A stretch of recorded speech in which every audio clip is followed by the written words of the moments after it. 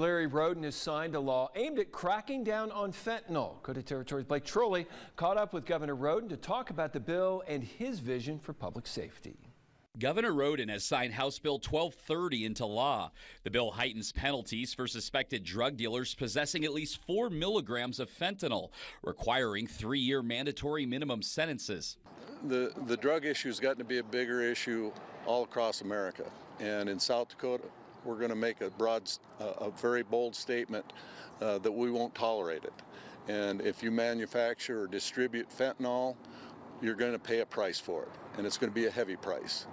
Rhoden highlighted efforts he's already taken to address the fentanyl epidemic in the state. Do you plan to have state police on this issue or enhancing their enforcement efforts on this issue? Absolutely, without a doubt. In fact, earlier this year, we established a new squad of Highway Patrol in Sioux Falls to help in an area where they're having some issues. And we'll continue to take steps to keep South Dakota safe.